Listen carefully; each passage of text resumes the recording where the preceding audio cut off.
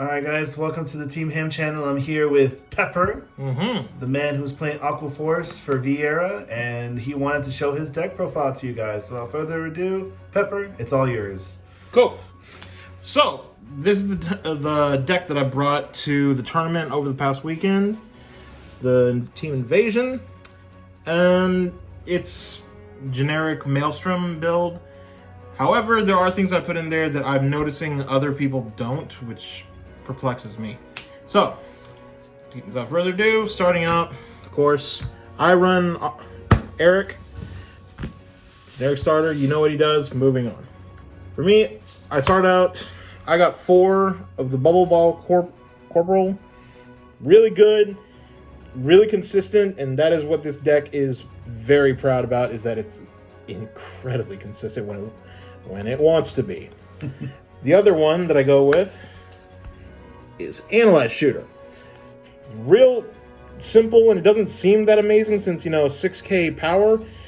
But man, when you can just filter out by your second grade 3 turn, all your Maelstroms are out of deck, congratulations. Spoiler, that's 8 cards out of your deck that you're never going to drive check, leaving you more available for triggers. But we're going to get to that later. So, the other critical piece to this whole thing is, I keep forgetting his name, Radiate Assault. Sets off everything in this deck, from Bubble Ball Corporal to Analyze Shooter. They're auto-confirmed, and it just makes the deck run. But the other cool thing about this guy is that when you do his effect, if you have a Maelstrom in drop, you take that Maelstrom, put it to the bottom of the deck, and draw a card, setting you up for more plays with them. It's almost like the deck works like a well-oiled machine. Now, here was my spicy tech. Anakin Penguin, the Lord and Savior. I put him in because it sets up extended plays. However, in the tournament, I literally never got him to go off because I never really needed to, because I kept healing. That's how I countercharge, but that's just me. That's besides the point. He's a weird tech. I'm probably actually going to take him out. Maybe put in another set of Radiate Assaults or Analyze Shooters just to get a little bit more on hit power. That's besides the point. For a later date, we'll talk about him. So, Great question for you. Yeah. How come you only run 3 of that guarantee hit? Because I was trying to use Anakin Penguin. He replaced him. This was a mistake. Learn from me, kids. On hit or hit confirms, way more important than counterblast. And this was for the Invasion tournament that happened, right? Yep. All right. And there were times when I got Anakin Penguin, and I needed to have Radiate Assault. Live and learn. Live and learn. Okay, moving on to the grade 2s. We've got one of the OGs and one of my favorite, Drifting Flow Fencer. He sets up some deadly plays at the late game. So yeah, run him at 4, critical to the deck. Next, we have our other hit confirmer. So if you put like a Bubble Ball Corporal behind her, swing with her, hit or miss, you're still going to check your top 7 for a Maelstrom. Or for, Analyze Shooter, same thing, get more cards out of your deck. And also, y'all know what's coming up, but we'll get to him in a second. Anyway, my other little spicy tech is this new one, Tier Knight Valeria. So, for her, I was torn between running her or Coral Assault. She put in more work than I was expecting, because while Coral Assault gets bigger, she has more utility. And the fact that, I'm trying to base this deck around hit confirming, she just is one of my favorite cards that came out of the collection. And then, my favorite card in the deck. We've got Press Stream Dragon. This is a linchpin in all of this deck. And this is what confuses me, is I see people not running him. Or maybe running, 1 of or 2 of. If I have the space, I'd put him back to 4. In fact, that's actually what I might do later on. Besides the point. Point is, he sets up for some of the most horrifying turns of OG Maelstrom, and even makes Glory Maelstrom, their turns just terrifying. So, without further ado, let's get to... Quick question for you. Yes. So, why do you only run him as a 3 of he's a linchpin? Would you take out one of the new V collection Yes. K2s for it? Yes. Okay. I was originally gonna run Valeria at 2, but the only problem I have with Press Stream Dragon, for one, once you're out of either Counterblast or Maelstrom's the pitch, he's an 8K. That's it. He has no outside utility outside of just pumping Maelstrom. Once you're done with that, he's not nearly as useful. Okay. But what he does help are the bosses. We've got 4 of the OG Maelstrom. For him, I'm actually going to talk about his first effect because I use this quite often. That 3K pushes you over force numbers. That is incredibly important. Yeah, something Tetra Drive doesn't do. No, he does not. So, and for me, I'm that weird guy that if things are going right, we're going Excel 1. I love the look on people's face when I drop Excel 1. They're like, wait, there's an Excel 1? What is this about? Facts. So, what I love about Excel 1, yeah, you don't get a draw, but he makes up for that. So, what I will do is if I have my combo pieces ready to go, Excel 1. If I don't have my pieces, unfortunately, we'll go for Excel 2. So, what I mean by all that is with his second effect. So, when you can get, like I said earlier, when you can get tons of Maelstroms in your hand, and let's just say you got 1 Press Stream Dragon out there. Okay, cool. Do his effect, pitch a Maelstrom. He's now going to be a base 22k triple drive. That when you have, your restanders out there, he will restand. You don't have to worry about, well, maybe they might PG it. If you use her effect, who cares? Or the grade 1. Or the grade 1. So, that being said, like what I've actually seen happen is you get him onto the field, you press Stream Dragon, pitch another Maelstrom, get him at triple drive. Cool, start it out. Use the effect, 3k to the front, swing, triple drive. Usually, your opponent's gonna be like, okay, whatever, it's first grade 3, no big deal. If you hit a few fronts, okay, now your turn is gonna be a lot more scary. You do your hit confirmers, and suddenly, when they see that, they're like, oh, wait, that's going to be wave 3 or 4. Yeah, cool. Swing, pitch the 2, like, just any 2 cards you have. Restand him, and they're like, okay, well, he lost it. Oh, wait, no. It's not for the first battle. It's for the turn. So, and this has happened before. Say if you get multiple out there. Oh, I'm going to give him 20k and plus 2 drive. So now he's a restanding quad drive. Suddenly, you don't need Excel 2. In 1 turn, with almost no effort, you're going to make 8 drives.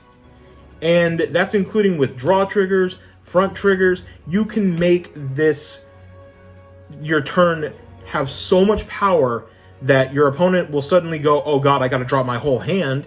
And if you're going first, congratulations, they're going on a grade 3 turn where they might only be able to call like 1 or 2 things because their hand's gone. So it's all about the late game setup. Now the problem is that if the deck bricks, cough, it bricks hard. And I have lived that life, and I don't recommend anyone else trying that. However, with all that being said about him, he is still not the end goal. The end goal is to go for the soggiest of boys, Glory Maelstrom. How glorious. How glorious? Let me explain. So, if you can hit magic numbers, congratulations, your opponent can't guard. most magic numbers with that, if you can push your power to 38k or higher, more than likely you can't, or your opponent cannot guard. If they're going to be running a crit sentinel, they can guard that. But if it's anything more, nothing. They have to sit there and take it. Unless your opponent has some, effect like, say, Magatsu Storm or something where they can stop that. Well, okay, congratulations, you have an out. That's so rare, though. So, for him, if you can put your opponent to 5 damage, ride him. If you're running Excel 1 markers, using either like Drifting Flow Fencer to get up that extra. If he's on wave 4, he's going to be swinging at you for 24. But if he's on an Excel marker, cool, that's 34. But also, we have, like, with Valeria, she might not get 15k, but still, on an Excel marker, she'll be pushed up to 29. So one way or another, your opponent's still going to have to drop, at minimum, a 15k shield or a heal trigger. If they're even running heal triggers, and not the heal guardians. That's not the point, though. The point is that if the right setup, and if you even want to give him extra drives, you can give Glory Maelstrom those drives too, and push him up beyond the 38k magic number. Congratulations, you hit. And your opponent just sits there and takes it. Last of all, the trigger lineup that I was running for the tournament was 2 crits to keep them honest. We run 6 fronts. We run 4 of the heal guardians, because I was really hoping that they would help out a lot in this tournament. Didn't really help out as much. I kind of missed my original OG heals, but whatever. And 4 Justin Biebers.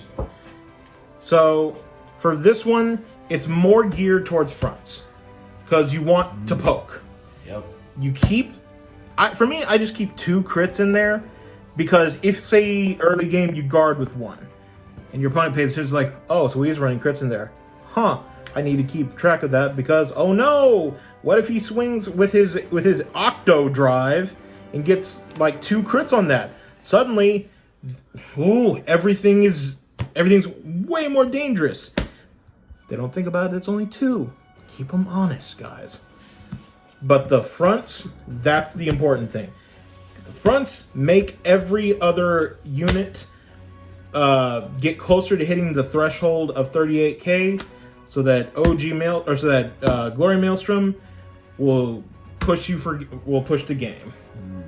So that's just a basic rundown of what I was running.